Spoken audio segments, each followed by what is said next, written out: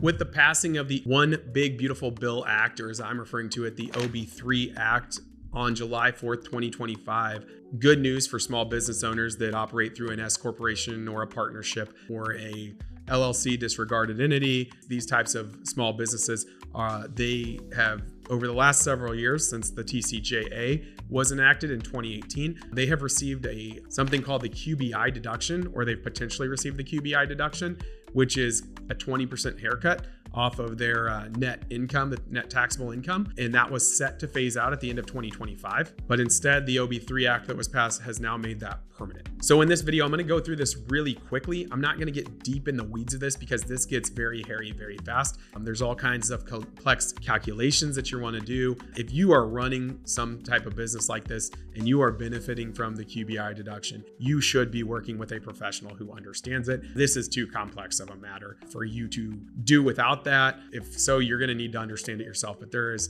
so many different phase out and different businesses that you could be in, whether it's a specified service business or an actual qualified business. So you need to be working with someone, making sure you are getting this. If you have losses, those have to carry forward. So there's all kinds of quirks to this rule. So we're just going to kind of go through it quickly and ensure you know it, understand it a little bit so that you can know if you should be getting. So the QBI deduction was initially implemented under the TCJA Act, and it was a way to kind of compensate small business owners for the fact that they were lowering the C corporation tax rate. So back in 2017, when they passed this act, the TCJA, they lowered the C corporation tax rate from 35% to 21%. Well, a lot of big businesses are C corporations. A lot of the small businesses are not set up quite that way. It doesn't typically make sense for a lot of these small businesses. And so instead, they're usually set up as LLC, disregarded entities. They might be set up just as sole proprietorships. They might be set up as partnerships, S corporations, but all these other little classifications. When they passed that TCJA, they couldn't figure out, what do we do for them? So instead they said, all right, well, here's this new thing called QBI deduction, qualified business income deduction. And any income, net income that qualifies, as you figure it up, let's say you made net taxable income on your business of $100,000. If you qualify, take 20% off. So instead of paying income taxes on all 100,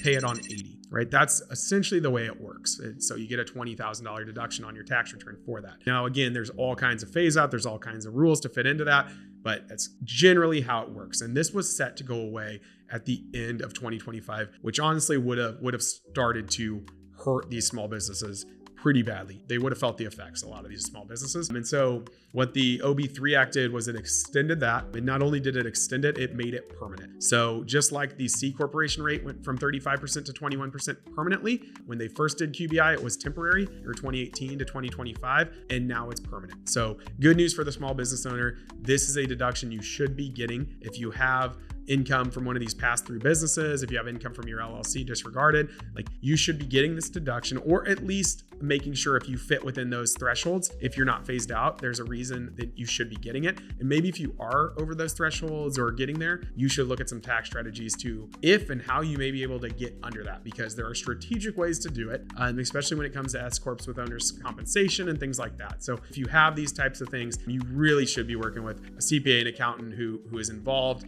who does tax planning, who's doing more than just prepping the taxes, and who really understands it. And you're probably talking with them more than just at tax return time. So hopefully this lays it out a little bit more. Check your tax returns, make sure you're getting QBI deduction. It's at the bottom of page 1. So if you don't see it, go check form 8995 on your tax return. That's where it should lay out the whole QBI deduction. So a couple places to check. If you don't see it there, check with your accountant and just ask them, hey, why did I not get this QBI deduction? Should I be getting it? I see it all the time. It's missed and they just don't get it. They don't mark the right boxes. They don't do the right thing to get it. So I would definitely check, make sure you are getting it. But the good news is you're going to continue getting it if you are eligible to receive it.